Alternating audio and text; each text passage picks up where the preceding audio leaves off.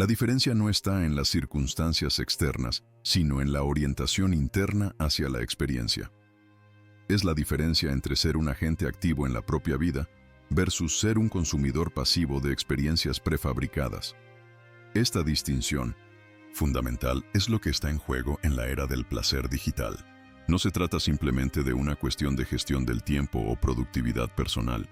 Se trata de la pregunta más básica de qué significa ser humano en una época de estimulación artificial ilimitada. Los seres humanos han evolucionado durante milenios para encontrar significado a través del esfuerzo, la superación de obstáculos, la formación de vínculos sociales y la contribución al bienestar de sus comunidades. Estos impulsos fundamentales no han cambiado, pero ahora están siendo dirigidos hacia simulacros digitales que proporcionan la apariencia de estas experiencias sin su sustancia real. El resultado es lo que podríamos llamar hambre ontológica. Una sensación persistente de vacío que no puede satisfacerse a través del consumo porque surge de la falta de engagement auténtico con los desafíos fundamentales de la existencia humana. Esta hambre ontológica se manifiesta de muchas maneras en la cultura contemporánea. El aumento en las tasas de depresión y ansiedad, particularmente entre jóvenes que han crecido en entornos digitalmente saturados. El fenómeno del burnout, entre individuos que están técnicamente exitosos, pero que experimentan una profunda falta de sentido en sus actividades. La búsqueda desesperada de propósito a través de movimientos políticos extremos o filosofías espirituales que prometen significado instantáneo. Pero ninguna de estas búsquedas externas puede satisfacer un hambre que fundamentalmente surge de la desconexión con los procesos internos de crecimiento y autorrealización. El significado auténtico no puede consumirse o adoptarse. Debe crearse a través del engagement disciplinado con los desafíos de desarrollar las propias capacidades más elevadas. Esto nos lleva de vuelta a la sabiduría fundamental de tanto Nietzsche como los filósofos estoicos. La realización humana más profunda surge no de la obtención de placeres externos, sino del desarrollo de excelencia interna. Lo que los griegos llamaban arete, virtud o excelencia de carácter, no es una restricción moral impuesta externamente, sino la expresión más completa del potencial humano. Esta excelencia de carácter incluye lo que Aristóteles identificó como las virtudes cardinales: sabiduría práctica, fronesis, justicia, coraje y moderación, sofrosine. Cada una de estas virtudes requiere desarrollo a través de la práctica en situaciones desafiantes del mundo real. No pueden simularse o consumirse. Deben cultivarse a través del engagement activo con las dificultades y oportunidades de la vida humana. El placer digital interfiere con el desarrollo de cada una de estas virtudes. Interfiere con la sabiduría, práctica al reemplazar la reflexión contemplativa con la estimulación constante. Interfiere con la justicia al fomentar el narcisismo y la falta de consideración por el bienestar de otros. Interfiere con el coraje al proporcionar escape de los desafíos que requieren valentía para enfrentar. E interfiere con la moderación al condicionar expectativas de gratificación inmediata e ilimitada. La recuperación de estas virtudes clásicas no es nostalgia o conservadurismo. Es la restauración de capacidades humanas fundamentales que son necesarias para el florecimiento en cualquier contexto histórico. Los seres humanos que no pueden ejercer sabiduría práctica, actuar justamente, enfrentar desafíos con coraje o moderar sus impulsos serán incapaces de realizar su potencial, sin importar qué tecnologías estén disponibles. Más importante aún, estas virtudes son interdependientes. La sabiduría práctica requiere la capacidad de moderar impulsos lo suficiente como para considerar las consecuencias a largo plazo de las acciones. El coraje requiere sabiduría práctica para discernir qué desafíos vale la pena enfrentar. La justicia requiere tanto sabiduría como coraje para actuar apropiadamente incluso cuando es personalmente costoso. El placer digital fragmenta esta integración virtuosa al aislar impulsos individuales y proporcionar gratificación inmediata sin requerir el desarrollo de carácter integral. Podemos sentir que estamos siendo valientes al expresar opiniones controvertidas en redes sociales sin desarrollar el coraje real que se requiere para enfrentar consecuencias serias por principios importantes. Podemos sentir que estamos siendo sabios Al consumir vastas cantidades de información sin desarrollar la sabiduría práctica que se requiere para aplicar conocimiento efectivamente en situaciones complejas del mundo real. Podemos sentir que estamos siendo justos al expresar indignación sobre injusticias distantes sin desarrollar la justicia práctica que se requiere para tratar equitativamente a las personas en nuestras vidas cotidianas. Esta simulación de virtud sin su sustancia real es lo que podríamos llamar virtud performativa. La apariencia de excelencia moral sin el desarrollo del carácter que la virtud auténtica requiere. La virtud performativa es particularmente seductora porque proporciona los beneficios sociales de aparecer virtuoso sin los costos personales de desarrollar virtud real. Permite a los individuos mantener identidades morales positivas mientras evitan las dificultades del crecimiento del carácter genuino. Pero esta evasión tiene consecuencias acumulativas. Los individuos que practican virtud performativa durante años se encuentran eventualmente con crisis de identidad, cuando las discrepancias entre su autoimagen moral y su desarrollo del carácter real se vuelven imposibles de ignorar. Estas crisis a menudo se manifiestan como depresión inexplicable en individuos que técnicamente han cumplido con las expectativas sociales de éxito, pero que se sienten fundamentalmente desconectados de cualquier sentido de propósito o realización auténticos. La resolución requiere lo que podríamos llamar reconciliación existencial. Alinear las aspiraciones conscientes con el desarrollo del carácter real a través del engagement disciplinado con prácticas que desarrollan virtud auténtica en lugar de su apariencia. Esto comienza con la honestidad brutal sobre el estado actual del propio desarrollo del carácter. Requiere preguntarse: ¿poseo realmente la sabiduría práctica que pretendo tener? ¿Actúo consistentemente de maneras justas incluso cuando es personalmente costoso? ¿Enfrento desafíos difíciles con coraje genuino o solo expreso coraje en contextos seguros? ¿Ejerzo moderación real sobre mis impulsos o solo evito excesos que serían socialmente embarazosos? Estas preguntas son incómodas porque la mayoría de nosotros descubrimos que hay brechas significativas entre nuestras autopercepciones y nuestro desarrollo del carácter real. Pero esta incomodidad es precisamente el punto de partida para el crecimiento auténtico. Los estoicos desarrollaron ejercicios específicos para cerrar estas brechas.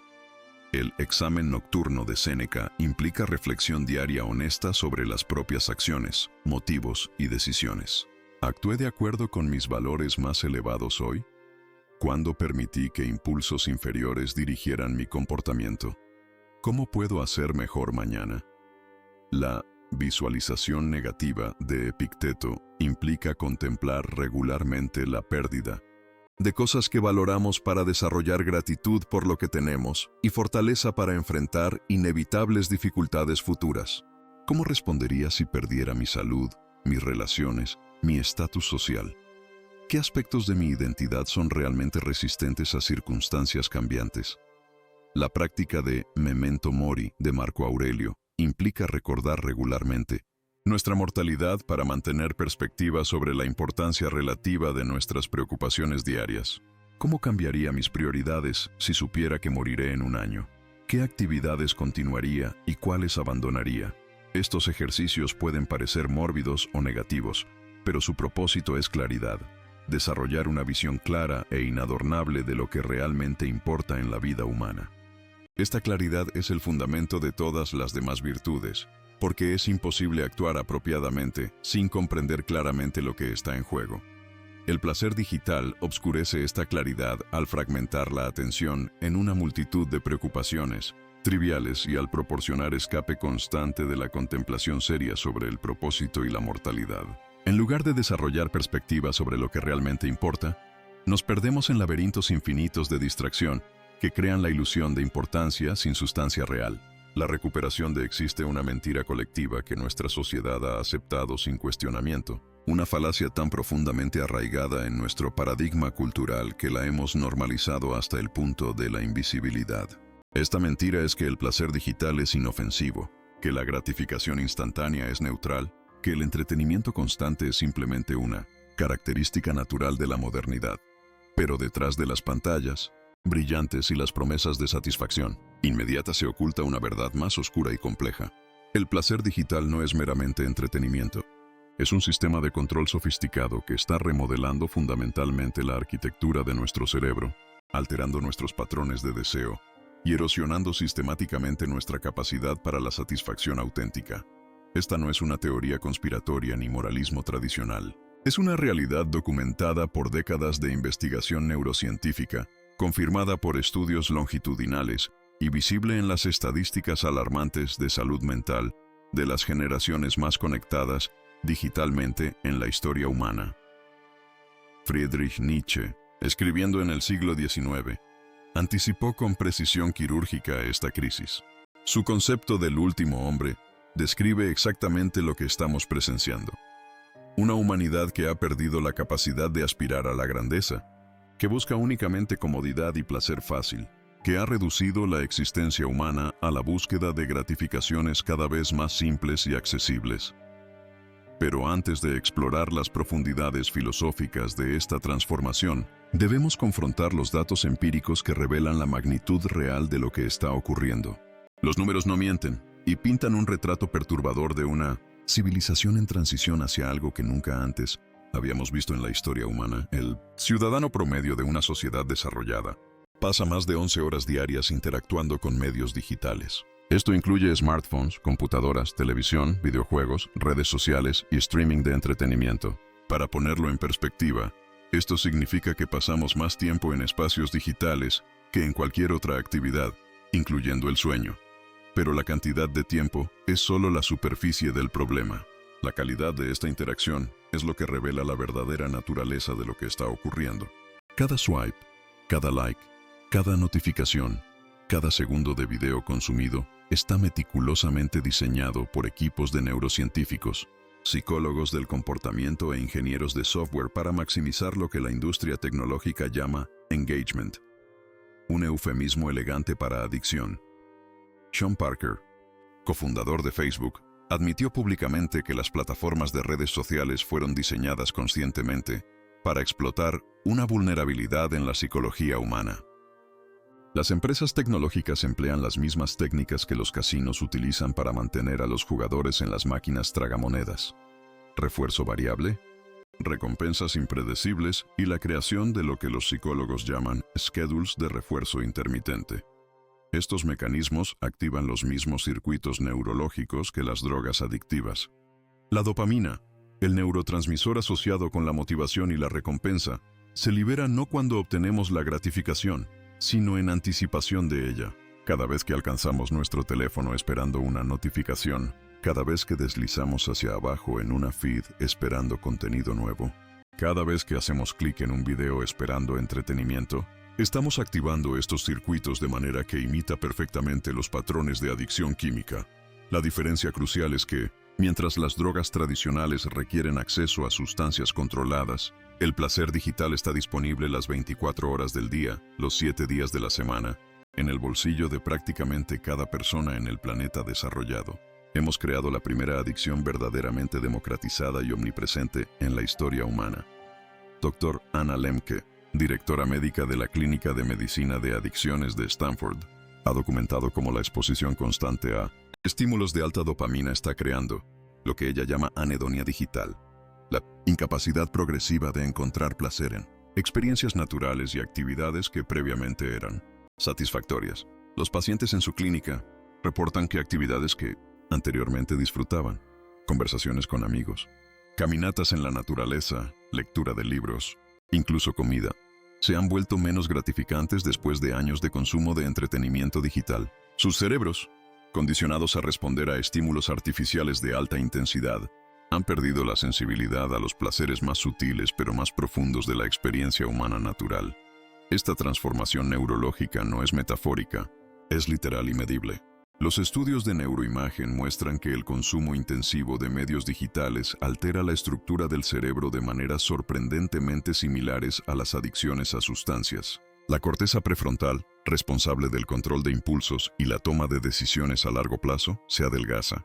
El núcleo accumbens, parte del sistema de recompensa, se vuelve hiperactivo a estímulos digitales e hipoactivo a recompensas naturales. Simultáneamente, las conexiones entre la corteza prefrontal y el sistema límbico, las que nos permiten regular conscientemente nuestras respuestas emocionales, se debilitan. El resultado es una población que está perdiendo progresivamente la capacidad de autorregulación consciente, la característica que los filósofos desde Aristóteles hasta Nietzsche han identificado como fundamental para la realización humana. Marcus Aurelius, escribiendo en sus Meditaciones, identificó la autorregulación como la base de toda virtud y satisfacción genuina. Tienes poder sobre tu mente, no sobre eventos externos. Date cuenta de esto y encontrarás fuerza, escribió. Pero ¿qué sucede cuando ese poder sobre la mente se erosiona sistemáticamente por fuerzas externas diseñadas específicamente para capturar y dirigir nuestra atención? Los estoicos desarrollaron sus prácticas de disciplina mental en respuesta a las distracciones y tentaciones de su época. Pero nunca enfrentaron nada remotamente comparable a la sofisticación tecnológica del control mental contemporáneo. Las distracciones de la Roma antigua eran primitivas comparadas con algoritmos de machine learning que analizan millones de puntos de datos sobre nuestro comportamiento para predecir exactamente qué contenido mantendrá nuestra atención por más tiempo. Estamos enfrentando lo que podríamos llamar la primera guerra contra la conciencia humana librada con armas científicas.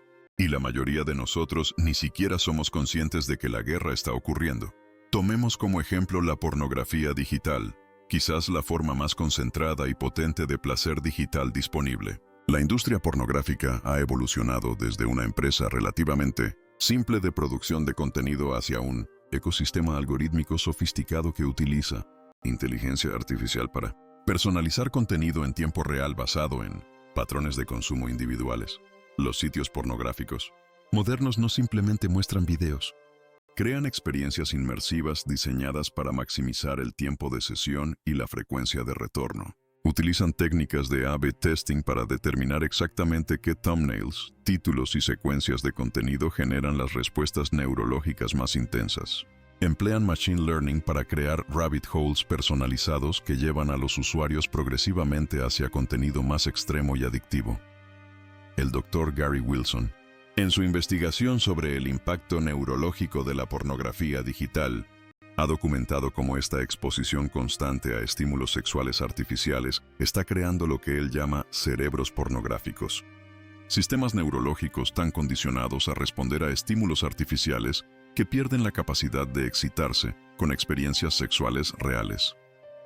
Los datos son devastadores. Los hombres jóvenes están experimentando disfunción eréctil a tasas sin precedentes, no por problemas médicos físicos, sino por condicionamiento neurológico. Sus cerebros, entrenados desde la adolescencia para responder únicamente a los niveles de estimulación imposibles proporcionados por la pornografía digital, no pueden activarse ante los niveles más sutiles de estimulación que caracterizan la intimidad humana real.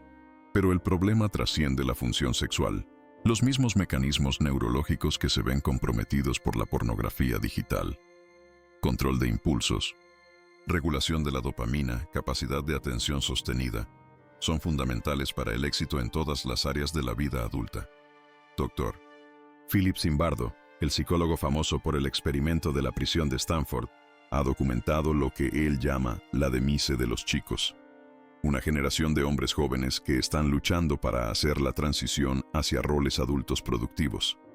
Sus investigaciones muestran correlaciones fuertes entre el consumo intensivo de entretenimiento digital, videojuegos y pornografía especialmente, y el rendimiento académico reducido, las dificultades de relación y la falta general de motivación para perseguir objetivos desafiantes. Desde una perspectiva nietzscheana, estamos presenciando exactamente lo que él predijo: la emergencia del último hombre, un tipo de ser humano que ha perdido toda capacidad de aspiración, que busca únicamente comodidad y placer fácil, que ve la evitación del dolor y el esfuerzo como el objetivo más elevado de la existencia. Nietzsche escribió: el que tenga un porqué para vivir puede soportar casi cualquier cómo. Pero ¿qué sucede cuando el porqué es reemplazado por una cascada interminable de qués? ¿Qué video ver siguiente? ¿Qué notificación revisar? ¿Qué nivel completar? ¿Qué imagen descargar? El placer digital no es solo entretenimiento. Es un sistema de evasión sistemática de la pregunta fundamental que Nietzsche identificó como central para la realización humana: ¿para qué existe mi vida? En lugar de confrontar esta pregunta existencial básica, Podemos ahora perdernos en laberintos infinitos de distracción que proporcionan la ilusión de actividad y propósito mientras nos alejan sistemáticamente de la construcción de significado real. La tragedia es que esta evasión se disfraza de conectividad, creatividad y libertad. Se nos dice que las redes sociales nos conectan con otros, pero la investigación muestra consistentemente que el uso intensivo de redes sociales está correlacionado con mayores niveles de soledad y aislamiento social. Se nos dice que el acceso infinito a información nos hace más creativos, pero los estudios revelan que el consumo pasivo de contenido digital está asociado con menores niveles de pensamiento original y resolución creativa de problemas. Se nos dice que la disponibilidad ilimitada de entretenimiento nos da más libertad de elección, pero la neurociencia demuestra que la exposición constante a opciones de gratificación inmediata erosiona nuestra capacidad de ejercer elección consciente. Nos volvemos progresivamente más reactivos y menos reflexivos, más impulsivos y menos intencionales. Esta transformación de agentes conscientes en reactores automáticos es lo que Hannah Arendt habría reconocido como una forma de totalitarismo soft. No requiere policía secreta o campos de concentración. Opera a través de la captura de la atención y la dirección del deseo. Es más efectivo que las formas históricas de control autoritario porque se experimenta como placer, no como coerción. Los individuos que han sido capturados por estos sistemas no se sienten oprimidos. Se sienten entretenidos. No buscan escapar. Buscan más acceso. No resisten el control. Lo abrazan como libertad. Es la forma perfecta de dominación, aquella que es experimentada por sus víctimas como liberación. Aldous Huxley predijo esta dinámica en Un mundo feliz, donde escribió sobre una sociedad controlada no a través del dolor, sino a través del placer. Una dictadura perfectamente eficiente sería aquella en la que los esclavos no tendrían que ser coaccionados, porque amarían su esclavitud. Escribió con precisión profética, pero incluso Huxley no anticipó completamente la sofisticación de los sistemas de control que se desarrollarían. El soma de su novela era una droga física que requería distribución y administración. Nuestro soma digital se administra voluntariamente, se busca activamente y se consume con entusiasmo por poblaciones que han sido condicionadas a experimentarlo como necesario para la felicidad. La pregunta que emerge es profundamente inquietante. ¿Pueden las sociedades democráticas sobrevivir la erosión sistemática de las capacidades cognitivas y emocionales que la democracia requiere? La participación democrática significativa requiere ciudadanos capaces de atención sostenida, pensamiento crítico, consideración de consecuencias a largo plazo y la capacidad de tolerar incomodidad emocional sin buscar escape inmediato. Cada una de estas capacidades está siendo erosionada sistemáticamente por la exposición constante a sistemas de gratificación inmediata. Estamos creando poblaciones que son progresivamente menos capaces de las formas de engagement cognitivo y emocional que la democracia requiere para funcionar. Los datos sobre atención humana revelan la magnitud de esta transformación. Microsoft realizó un estudio que mostró que la capacidad de atención promedio ha disminuido de 12 segundos en 2000 a 8 segundos en 2015. Esto es menor que la capacidad de atención de un pez dorado, que es de 9 segundos. Estudios más recientes sugieren que la tendencia ha continuado empeorando, pero estas estadísticas generales ocultan diferencias importantes entre diferentes tipos de atención. La investigación muestra que mientras nuestra capacidad de atención sostenida a tareas singulares está disminuyendo, nuestra capacidad de alternar rápidamente entre múltiples fuentes de estimulación está aumentando.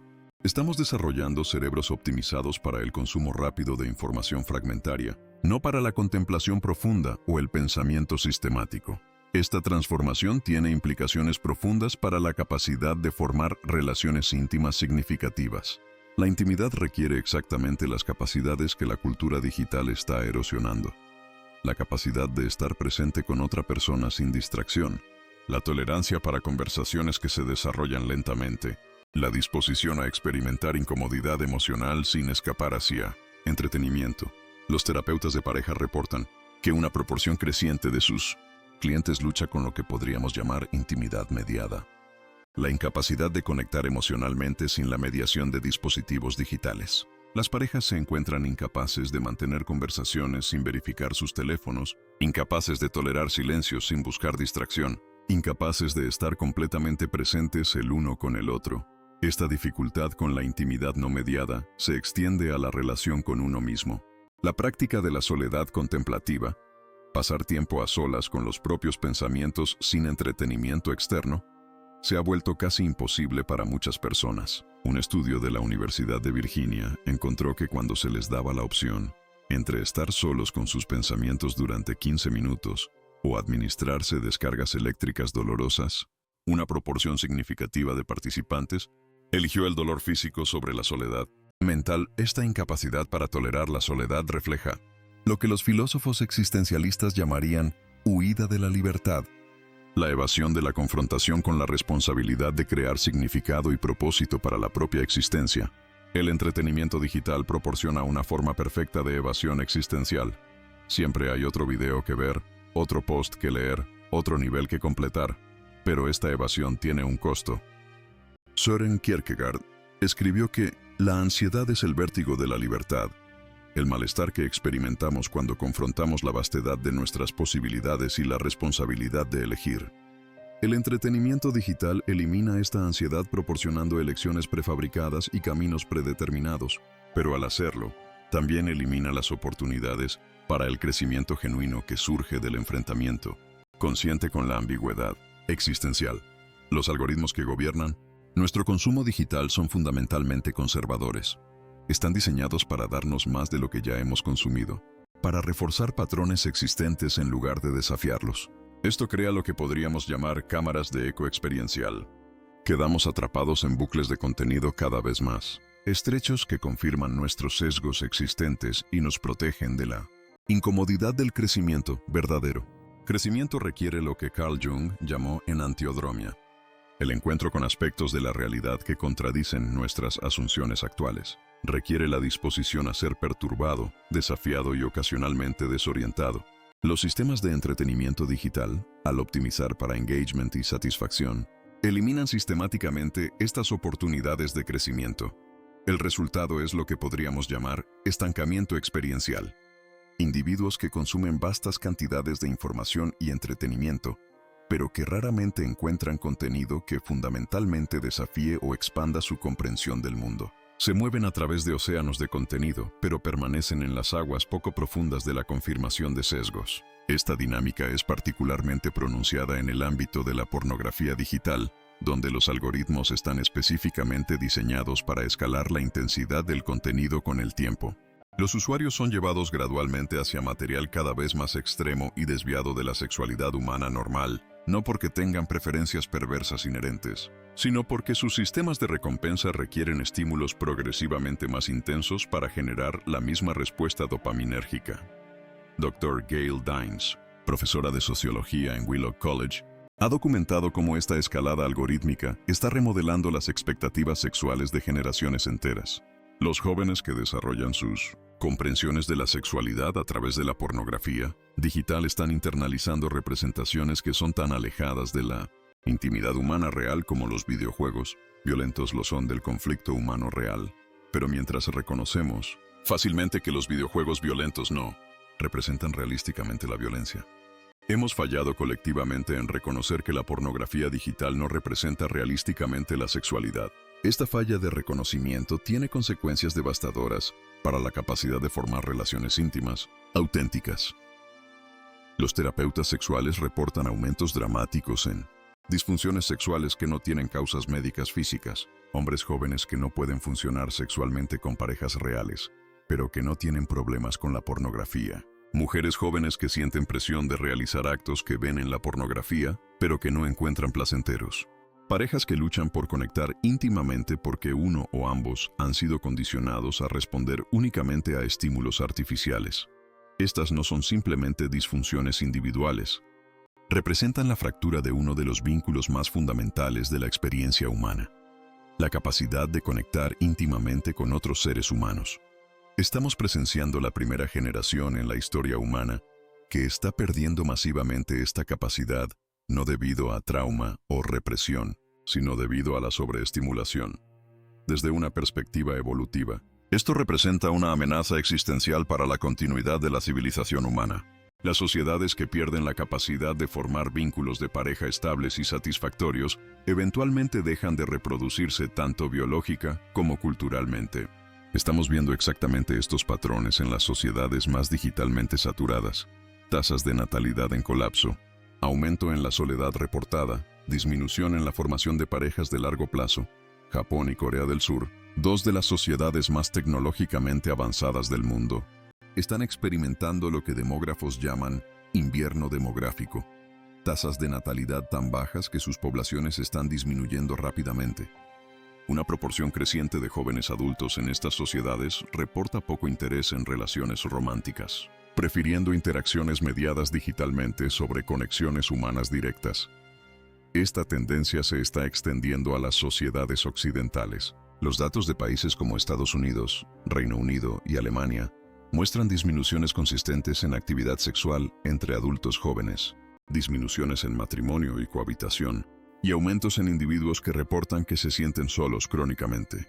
Simultáneamente, el consumo de pornografía digital está aumentando exponencialmente. El sitio pornográfico más grande del mundo reporta más de 42.000 millones de visitas anuales, más de 5 visitas por cada persona en la Tierra, incluyendo niños.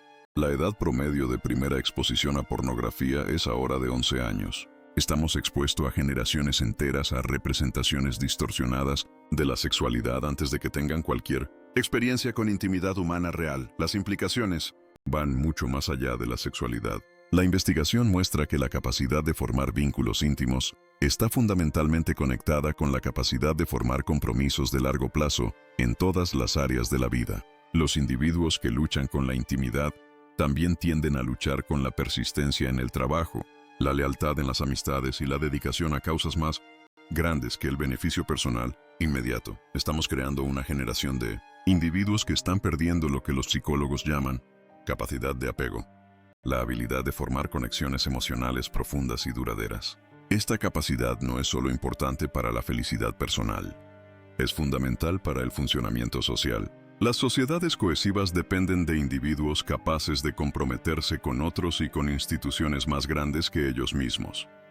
Cuando esta capacidad se erosiona, las sociedades se fragmentan en colecciones de individuos que buscan únicamente la maximización de su propio placer e interés. Exactamente lo que Nietzsche predijo que sucedería cuando los valores trascendentes colapsan, la emergencia de individuos que no pueden concebir propósitos más elevados que la comodidad personal y la gratificación inmediata. Pero Nietzsche no solo diagnosticó el problema, también prescribió la solución. Su concepto de voluntad de poder no se refiere al poder sobre otros, sino al poder sobre uno mismo. La capacidad de dirigir conscientemente la propia energía hacia objetivos que contribuyen al crecimiento personal y la realización auténtica.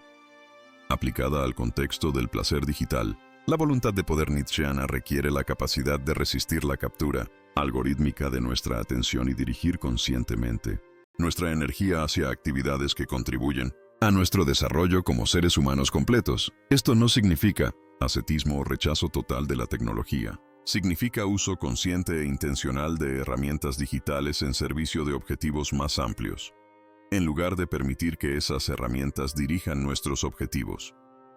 La distinción es crucial. Un martillo puede usarse para construir una casa o para destruir una ventana. La diferencia radica en la intención y habilidad del usuario. De manera similar, las tecnologías digitales pueden usarse para amplificar capacidades humanas o para reemplazarlas. La diferencia radica en si las usamos conscientemente o permitimos que nos usen. La mayoría de las personas actualmente están siendo usadas por sus tecnologías más de lo que las están usando.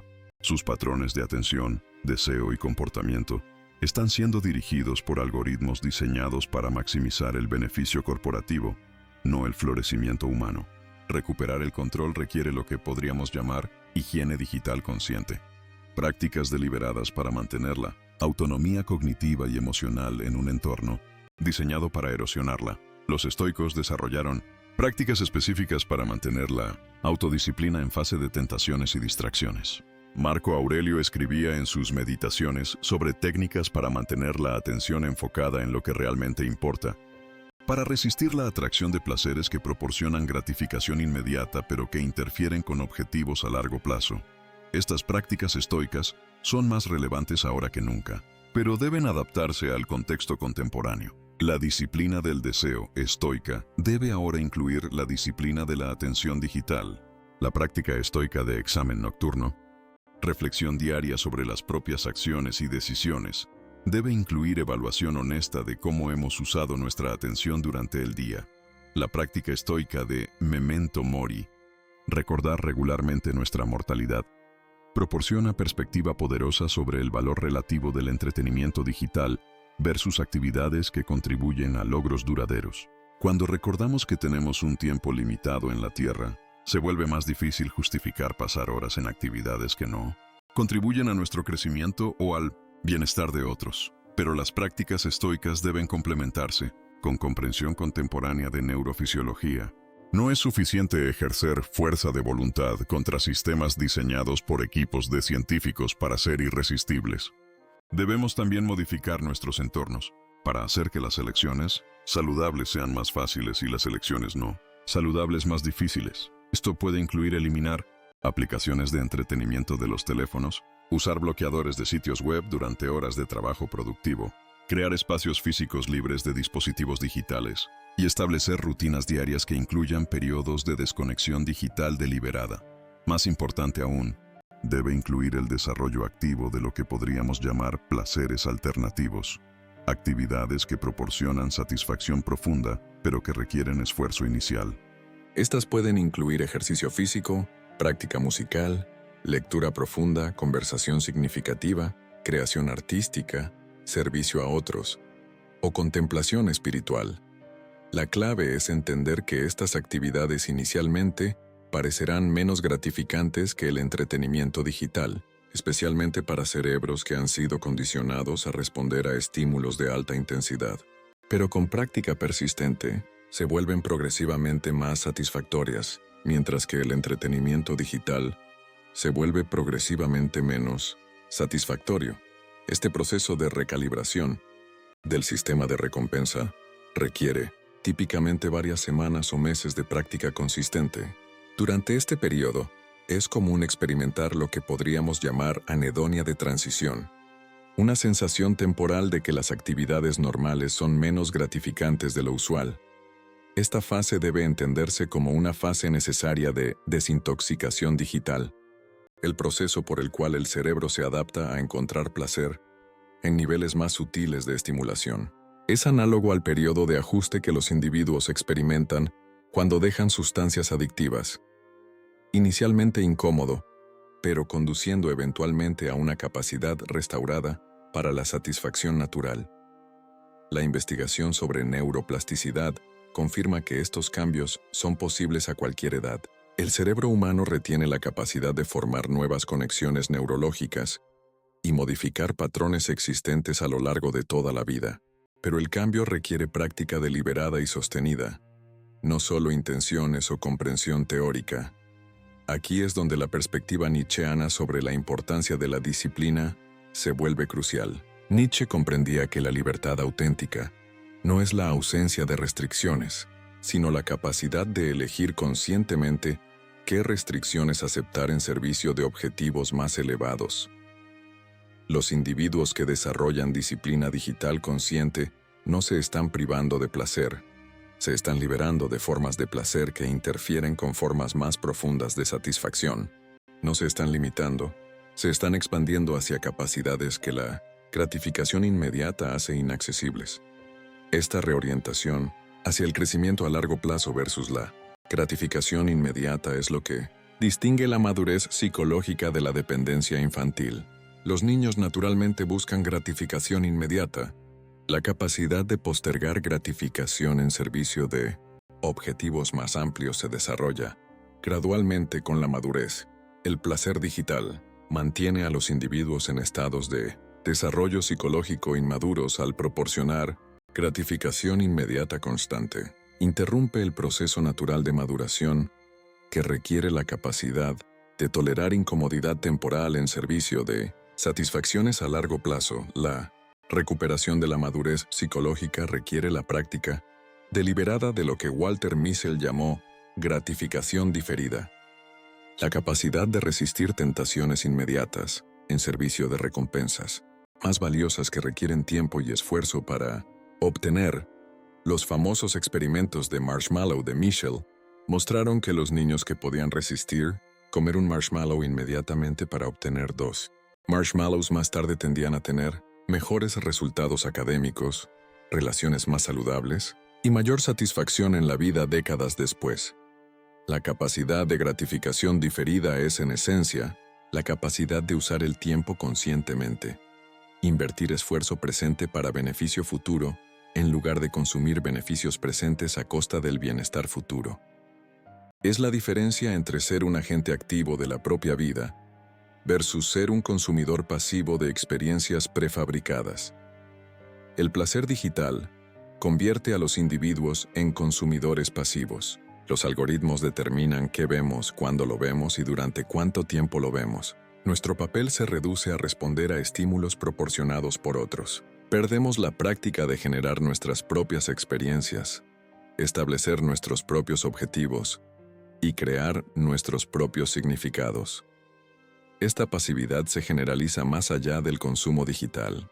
Los individuos que pasan la mayoría de su tiempo libre consumiendo entretenimiento prefabricado a menudo luchan para generar actividades autodirigidas. Se vuelven dependientes de fuentes externas de estimulación y dirección. La recuperación requiere la práctica deliberada de lo que podríamos llamar autogeneración experiencial, la capacidad de crear experiencias significativas desde recursos internos. Esto puede comenzar con actividades simples como caminar sin dispositivos, sentarse en contemplación silenciosa o dedicar tiempo a actividades creativas sin buscar validación externa inmediata. Estas prácticas pueden parecer triviales comparadas con la intensidad del entretenimiento digital, pero desarrollan capacidades neurológicas fundamentales que han sido erosionadas por años de estimulación externa constante. Restauran lo que los neurocientíficos llaman red neuronal por defecto. Los patrones de actividad cerebral que ocurren cuando no estamos enfocados en el mundo exterior y la mente se permite divagar y procesar información internamente.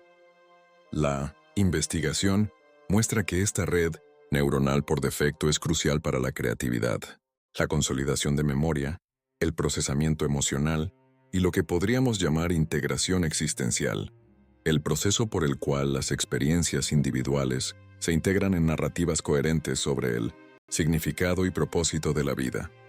El consumo digital constante interrumpe estos procesos al mantener la atención constantemente dirigida hacia estímulos externos. El resultado es una fragmentación de la experiencia, momentos de estimulación intensa alternando con periodos de vacío, sin la integración contemplativa que transforma las experiencias en sabiduría. Esta fragmentación de la experiencia es lo que Hannah Arendt identificó como una característica de la condición humana moderna. La pérdida de lo que ella llamaba vita contemplativa, la dimensión de la existencia humana dedicada a la reflexión, contemplación y la búsqueda de significado.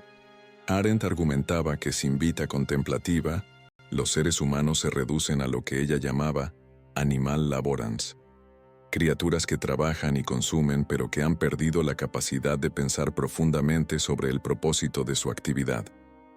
Esta descripción describe precisamente lo que estamos viendo en la era del placer digital.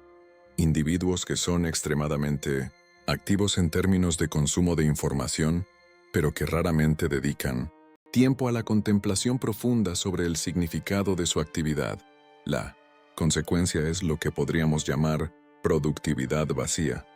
Altos niveles de actividad que no conducen a crecimiento personal genuino o contribución significativa al bienestar social. Los individuos pueden ser muy ocupados, consumir vastas cantidades de información, mantener múltiples conexiones sociales digitales, pero experimentar una sensación profunda de vacío y falta de propósito.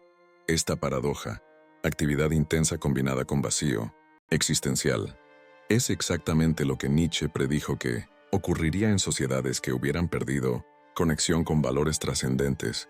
Escribió sobre la emergencia del nihilismo pasivo, un estado en el que los individuos continúan funcionando a través de los movimientos de la vida, pero han perdido cualquier sentido de que sus actividades tienen significado más allá de la Gratificación inmediata.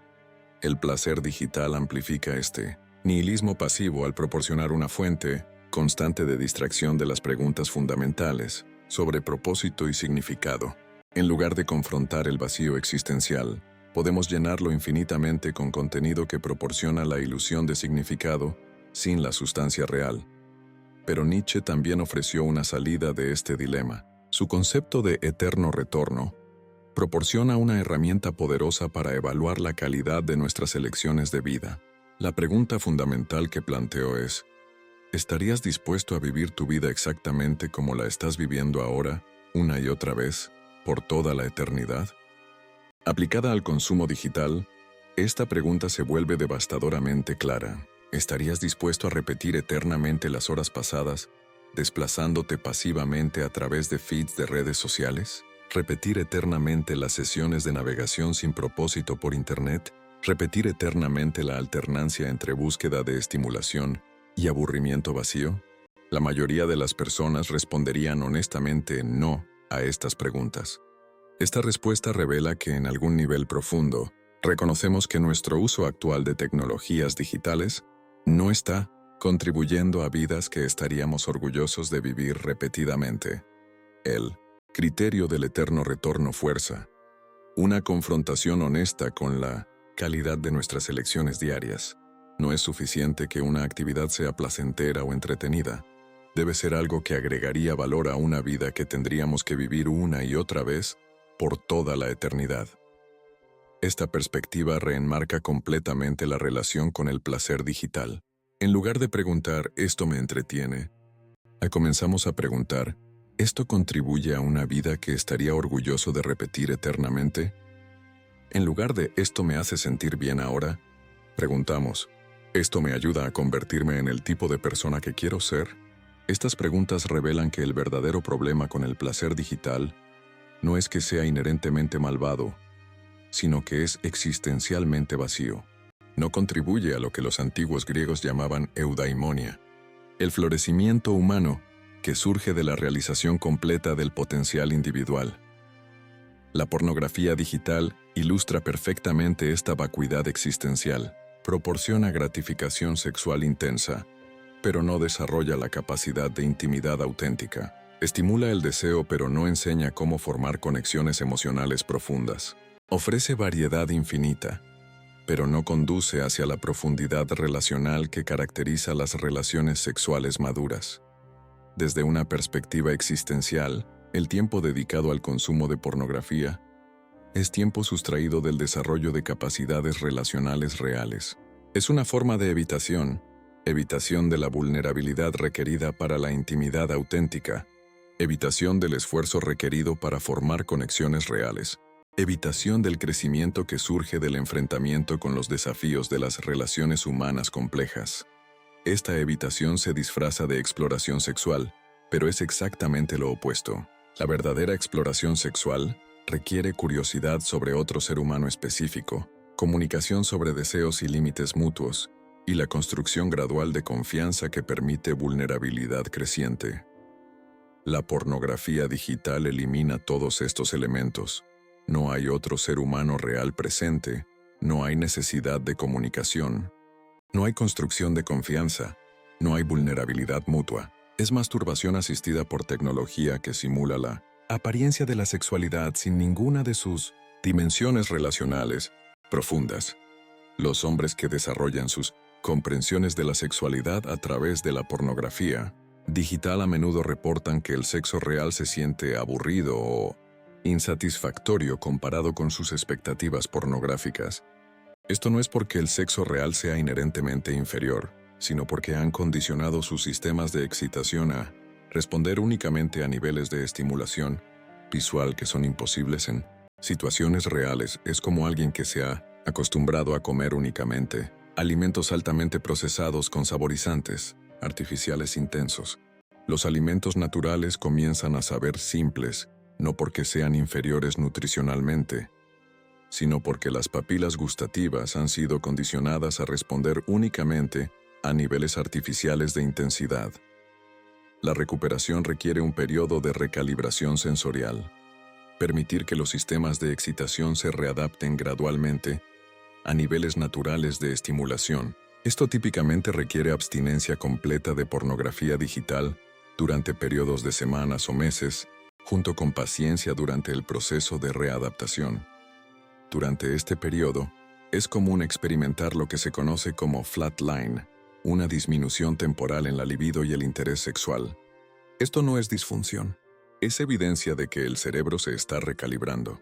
Los sistemas neurológicos que han sido sobreestimulados necesitan tiempo para volver a la sensibilidad normal. Esta fase de recalibración requiere lo que los estoicos llamaban persistencia. La capacidad de continuar con una práctica beneficiosa incluso cuando los resultados no son inmediatamente visibles. Marco Aurelio escribió sobre la importancia de mantener disciplinas que contribuyen al bienestar a largo plazo incluso cuando no proporcionan gratificación inmediata. La misma persistencia es requerida para todas las formas de recuperación del placer digital, ya sea abstinencia de pornografía, reducción del uso de redes sociales o limitación del entretenimiento digital. El proceso inicialmente se siente como privación, porque los sistemas neurológicos han sido condicionados a esperar niveles artificiales de estimulación. Pero con tiempo y práctica consistente, algo notable ocurre. Actividades que previamente parecían aburridas o insuficientemente estimulantes comienzan a proporcionar satisfacción profunda. Una conversación larga sin interrupciones digitales se vuelve fascinante. Una caminata en la naturaleza sin podcasts o música se vuelve meditativa. Un libro físico leído sin multitarea digital se vuelve absorbente. Estos cambios reflejan la restauración de lo que podríamos llamar capacidad de apreciación, la habilidad de encontrar riqueza y profundidad en experiencias que no están artificialmente intensificadas. Es como recobrar la visión después de estar en una habitación demasiado brillante. Inicialmente todo parece tenue, pero gradualmente se revelan detalles y matices que eran invisibles bajo la iluminación artificial intensa. La capacidad de apreciación es fundamental para lo que los psicólogos positivos llaman bienestar eudaimónico, satisfacción que surge del engagement significativo con la vida en lugar de la acumulación de experiencias placenteras. La investigación muestra consistentemente que el bienestar eudaimónico está más fuertemente correlacionado con la satisfacción vital a largo plazo que el bienestar hedónico.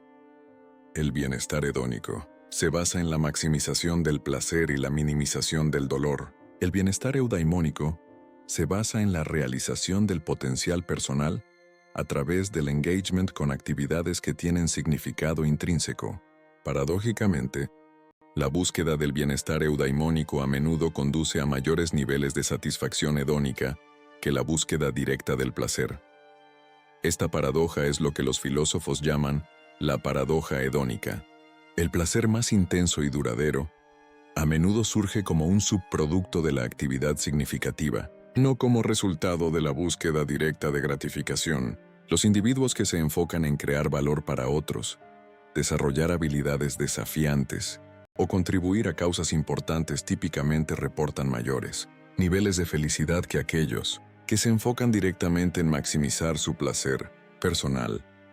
El placer digital invierte esta dinámica al enfocar la atención directamente en la búsqueda de gratificación inmediata. Los algoritmos están diseñados para maximizar el engagement mediante la entrega de contenido que proporciona recompensas dopaminérgicas inmediatas. Pero este enfoque en la recompensa inmediata interfiere con el desarrollo de la capacidad de encontrar satisfacción en actividades que requieren esfuerzo inicial, pero que proporcionan significado más profundo.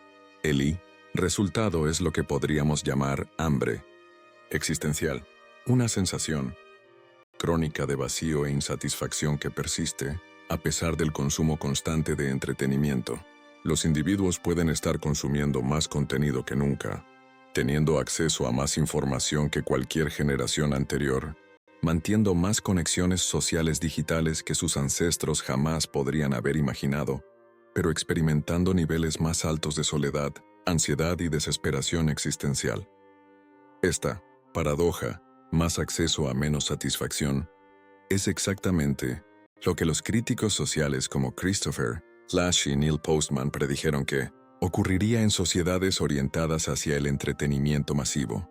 Lash escribió sobre la emergencia de una cultura del narcisismo, en la cual los individuos se vuelven obsesionados con la gratificación personal, inmediata, pero pierden la capacidad de formar compromisos duraderos con otros o con causas más grandes que ellos mismos. Postman, en Divirtiéndonos hasta la muerte, argumentó que una sociedad orientada hacia el entretenimiento inevitablemente perdería la capacidad de engagement serio con ideas complejas y problemas sociales importantes. Predijo que el problema no sería la censura o la represión de información, sino el ahogamiento de información importante en un océano de trivialidades entretenidas. Ambas predicciones se han realizado de maneras que incluso estos críticos perspicaces no podrían haber anticipado completamente. Las redes sociales han creado una cultura de exhibición narcisista, donde los individuos curan constantemente versiones idealizadas de sus vidas para consumo público. Los algoritmos de entretenimiento han fragmentado la atención pública de tal manera que el engagement sostenido con temas complejos se ha vuelto casi imposible. Pero quizás la consecuencia más profunda es la erosión de lo que podríamos llamar capacidad de relación, la habilidad de formar conexiones emocionales profundas con otros seres humanos. Esta capacidad requiere exactamente las habilidades que la cultura digital está erosionando: atención sostenida, tolerancia para la incomodidad emocional, paciencia con el desarrollo gradual de intimidad, y la capacidad de estar completamente presente con otra persona sin buscar distracción. Los terapeutas matrimoniales reportan que una proporción creciente de parejas lucha con lo que podríamos llamar intimidad atencional, la incapacidad de estar completamente presente el uno con el otro sin la mediación de dispositivos digitales. Las parejas se encuentran revisando teléfonos durante conversaciones, incapaces de mantener contacto visual sostenido, luchando por tolerar silencios naturales en la conversación. Más profundamente, muchas personas reportan que han perdido la capacidad de estar solos consigo mismos, sin entretenimiento externo. La soledad contemplativa, el tiempo pasado a solas con los propios pensamientos sin distracción, se ha vuelto casi intolerable para individuos que han sido condicionados a esperar estimulación externa constante. Esta incapacidad para la soledad contemplativa tiene consecuencias profundas para el desarrollo personal. Como escribió Blaise Pascal, toda la infelicidad humana surge del hecho de que los hombres no pueden sentarse tranquilos en una habitación a solas. La capacidad de tolerar y encontrar valor en la soledad es fundamental para el autoconocimiento, la creatividad y el desarrollo de valores auténticos. Sin la capacidad de soledad contemplativa, los individuos se vuelven completamente dependientes de fuentes externas de validación, dirección y entretenimiento. Pierden contacto con sus propios deseos, valores y aspiraciones más profundos. Se vuelven lo que David Riesman llamó dirigidos hacia otros. Individuos cuya identidad y comportamiento son completamente determinados por expectativas sociales externas en lugar de convicción interna. Esta dependencia de validación externa es particularmente pronunciada en las redes sociales, donde la retroalimentación inmediata a través de likes, shares y comentarios crea lo que podríamos llamar adicción a la aprobación. Los individuos comienzan a curar sus identidades públicas para maximizar el engagement social, perdiendo gradualmente contacto con sus identidades auténticas. El resultado es lo que el sociólogo Erving Goffman llamó presentación del yo en la vida cotidiana, llevada al extremo patológico. En lugar de tener un yo auténtico que se presenta apropiadamente en diferentes contextos sociales, los individuos desarrollan múltiples identidades performativas que están completamente desconectadas de cualquier núcleo estable de identidad. Esta fragmentación de la identidad contribuye a lo que los psicólogos clínicos están viendo como aumentos dramáticos en los trastornos de identidad, particularmente entre adolescentes y adultos jóvenes, que han crecido en entornos digitalmente saturados. Los jóvenes reportan confusión sobre quiénes son realmente, qué valoran genuinamente y qué quieren de la vida. Esta confusión no es sorprendente cuando consideramos que la formación de identidad requiere periodos de introspección sostenida. experimentación con diferentes roles y valores, y feedback gradual de experiencias del mundo real. La cultura digital interrumpe todos estos procesos al proporcionar feedback inmediato pero superficial, al fragmentar la atención necesaria para la introspección sostenida y al reemplazar experiencias del mundo real con simulacros digitales.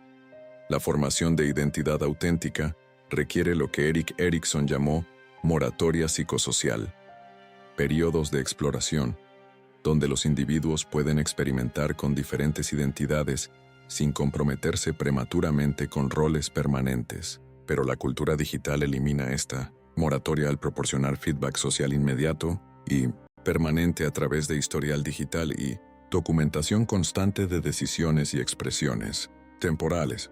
Los jóvenes se encuentran atrapados entre la presión de performar identidades coherentes para audiencias digitales y la necesidad natural de exploración e inconsistencia que caracteriza el desarrollo saludable de la identidad. El resultado es a menudo ansiedad paralizante sobre cómo presentarse auténticamente. Mientras se navegan expectativas sociales digitales complejas, esta ansiedad se amplifica por lo que podríamos llamar FOMO existencial. El miedo de que existan experiencias más auténticas o satisfactorias disponibles, si solo uno pudiera acceder al contenido correcto, conectarse con las personas correctas o optimizar sus elecciones de vida más efectivamente. Las redes sociales alimentan este FOMO al proporcionar ventanas constantes a las vidas curadas de otros, creando la ilusión de que otros están viviendo vidas más auténticas, exitosas o satisfactorias. Esta comparación social constante interfiere con la capacidad de apreciar y desarrollar la propia vida única. La investigación en psicología social muestra que la comparación social ascendente, compararse con otros que parecen estar mejor, está fuertemente correlacionada con la depresión, la ansiedad y la baja autoestima. Las redes sociales han industrializado la comparación social ascendente, exponiendo a los individuos a streams constantes de contenido diseñado para presentar versiones idealizadas de las vidas de otros. El resultado es lo que podríamos llamar inadecuación crónica, una sensación persistente de que la propia vida es insuficientemente interesante, exitosa o significativa comparada con lo que es posible. Esta sensación de inadecuación conduce a una búsqueda intensificada de experiencias que podrían cerrar la brecha percibida. Pero dado que las comparaciones se basan en representaciones irreales, ninguna experiencia real puede satisfacer las expectativas infladas.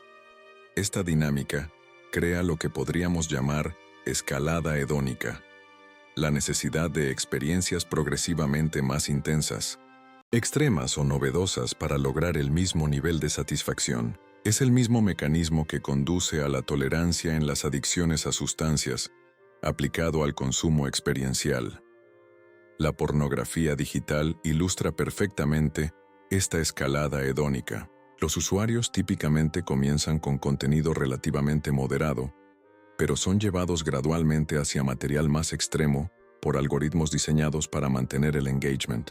Con el tiempo, el contenido que inicialmente era emocionante se vuelve aburrido, requiriendo estímulos progresivamente más intensos para generar la misma respuesta.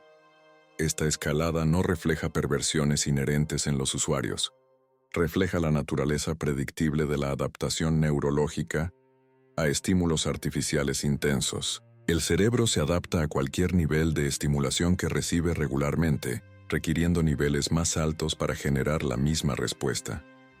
Pero esta adaptación tiene consecuencias devastadoras para la capacidad de encontrar satisfacción en experiencias naturales. Los hombres que han escalado hacia pornografía extrema a menudo reportan que el sexo real les parece aburrido o insatisfactorio. No porque el sexo real sea inherentemente inferior, sino porque sus sistemas de excitación han sido recalibrados hacia niveles de intensidad que son imposibles en situaciones reales.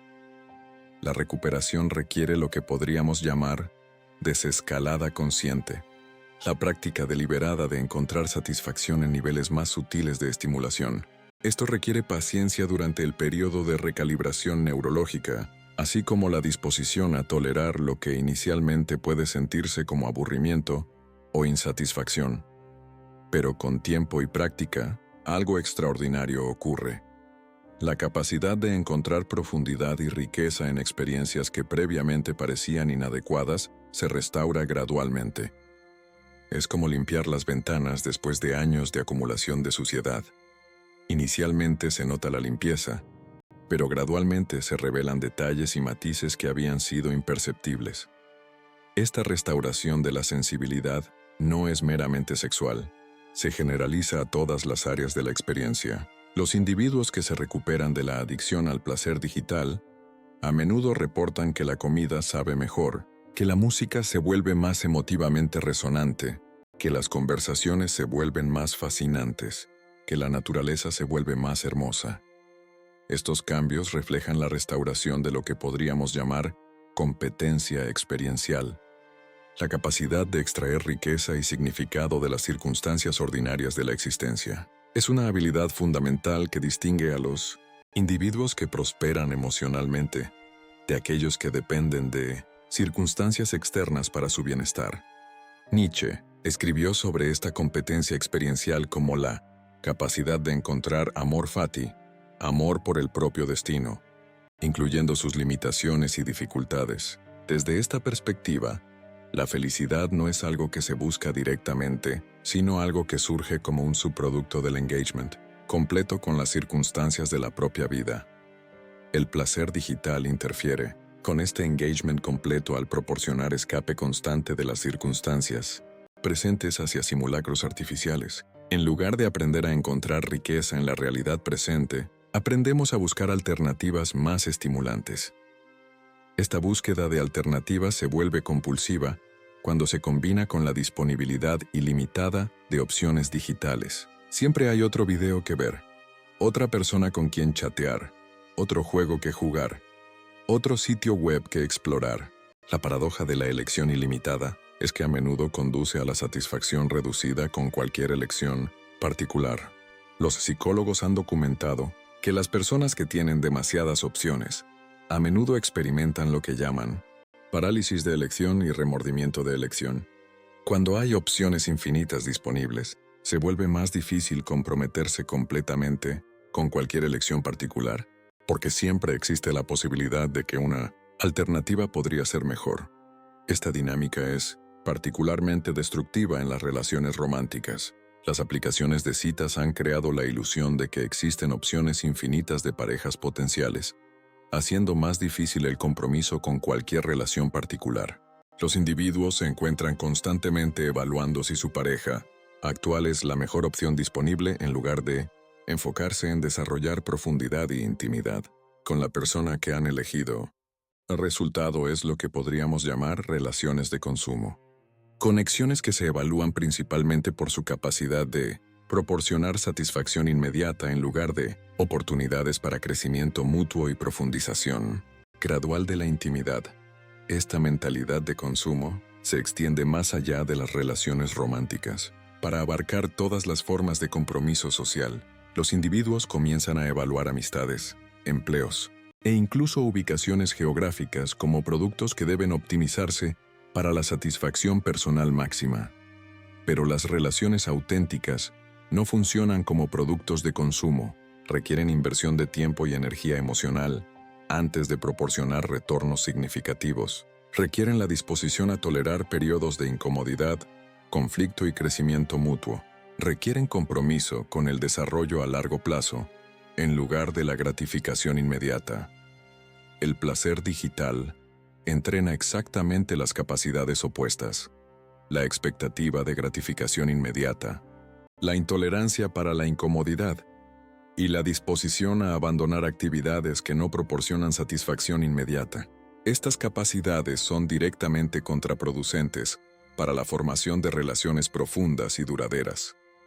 La recuperación requiere el desarrollo consciente de lo que podríamos llamar competencia relacional, la capacidad de invertir en el crecimiento gradual de conexiones íntimas a través del tiempo.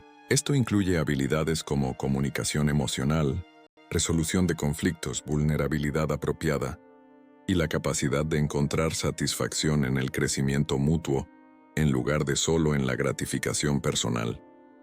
Estas habilidades no se desarrollan automáticamente, requieren práctica deliberada en situaciones relacionales del mundo real. No pueden simularse o consumirse. Deben cultivarse a través del engagement activo, con los desafíos y oportunidades de las relaciones humanas complejas. El tiempo dedicado al consumo de entretenimiento digital es tiempo que no está disponible para el desarrollo de competencia relacional real. Es una forma de evitación. Evitación de la vulnerabilidad requerida para la intimidad auténtica. Evitación de la incomodidad que acompaña el crecimiento relacional. Evitación del esfuerzo requerido para navegar conflictos y diferencias. Esta evitación tiene consecuencias acumulativas. Los individuos que pasan años evitando los desafíos de las relaciones reales a través del escape al entretenimiento digital se encuentran progresivamente menos capaces de formar y mantener conexiones íntimas cuando finalmente intentan hacerlo. Es análogo a la atrofia muscular. Los músculos que no se usan regularmente se debilitan progresivamente. Las habilidades relacionales que no se practican regularmente también se debilitan, haciendo más difícil formar conexiones satisfactorias cuando se desean. La solución no es simplemente pasar más tiempo con personas, sino el desarrollo consciente de competencias relacionales específicas a través de práctica deliberada. Esto puede incluir aprender técnicas de comunicación emocional, practicar escucha activa, desarrollar empatía y cultivar la capacidad de vulnerabilidad apropiada. Más fundamentalmente, requiere lo que podríamos llamar reorientación existencial. Cambiar de una orientación de consumo hacia una orientación de contribución. En lugar de preguntar ¿qué puedo obtener de esta relación? Y la pregunta se convierte en ¿qué puedo contribuir a esta relación? Esta reorientación transforma la naturaleza de toda interacción social. En lugar de evaluar encuentros sociales por su capacidad de proporcionar entretenimiento o validación, comenzamos a evaluarlos por su potencial para crecimiento mutuo y contribución significativa a las vidas de otros. Esta perspectiva conecta directamente con la filosofía nietzscheana del gift-giving virtue, la idea de que la más alta realización humana se encuentra en la capacidad de dar generosamente a otros desde la propia abundancia interior. Pero esta abundancia interior debe desarrollarse antes de que pueda compartirse. El placer digital interfiere con el desarrollo de abundancia interior al dirigir energía hacia el consumo en lugar de la creación, hacia la recepción pasiva en lugar de la generación activa de valor. Los individuos se vuelven progresivamente más dependientes de fuentes externas de entretenimiento y validación mientras su capacidad de generar satisfacción internamente se atrofia. La recuperación requiere la inversión consciente de energía en actividades que desarrollan capacidades internas, creatividad, competencia, conexión auténtica y contribución significativa al bienestar de otros. Estas actividades inicialmente requieren más esfuerzo que el consumo pasivo, pero gradualmente se vuelven fuentes de satisfacción más profunda y duradera. El proceso es lo que podríamos llamar inversión existencial, gastar tiempo y energía presentes para desarrollar capacidades que proporcionarán satisfacción más rica en el futuro. Es exactamente lo opuesto a la orientación del placer digital, que maximiza la gratificación presente a costa del desarrollo futuro. Esta inversión requiere lo que los economistas llaman gratificación diferida, la disposición a aceptar menores recompensas inmediatas para obtener mayores recompensas en el futuro. Pero en el contexto existencial, no se trata simplemente de mayor cantidad de placer, sino de calidad diferente de satisfacción. La satisfacción que surge del desarrollo de competencias reales, la formación de relaciones profundas y la contribución significativa al bienestar de otros es cualitativamente diferente de la gratificación proporcionada por el entretenimiento digital. Es más estable, más duradera y más integrada con el sentido de identidad y propósito. Esta diferencia cualitativa es lo que los filósofos han distinguido como la diferencia entre placer y felicidad, entre gratificación y satisfacción, entre entretenimiento y realización. El placer digital proporciona la primera categoría, experiencias intensas pero temporales que no contribuyen al crecimiento personal o la realización a largo plazo.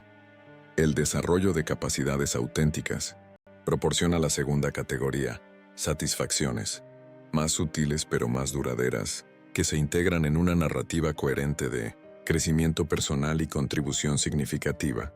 La elección entre estas orientaciones es quizás la decisión más fundamental que enfrentamos en la era digital. Podemos permitir que nuestras vidas sean dirigidas por algoritmos diseñados para maximizar nuestro consumo de entretenimiento, o podemos tomar control consciente de nuestra atención y dirigirla hacia actividades que contribuyen a nuestro desarrollo como seres humanos completos. Esta elección no se hace una vez, sino que debe renovarse continuamente. Cada vez que alcanzamos un dispositivo digital, cada vez que abrimos una aplicación de entretenimiento, cada vez que elegimos distracción sobre contemplación, estamos eligiendo una dirección u otra para el desarrollo de nuestra conciencia. La acumulación de estas elecciones aparentemente pequeñas determina la trayectoria de toda una vida. Los individuos que consistentemente eligen el entretenimiento sobre el engagement, la distracción sobre la contemplación, la consumo sobre la creación, se encuentran eventualmente con vidas que se sienten vacías, a pesar de haber estado constantemente ocupados. Aquellos que consistentemente eligen el desarrollo sobre la distracción, el engagement sobre el entretenimiento, la creación sobre el consumo, se encuentran con vidas que se sienten ricas en significado incluso durante periodos de quietud externa. La diferencia no está en las circunstancias externas, sino en la orientación interna hacia la experiencia. Es la diferencia entre ser un agente activo en la propia vida versus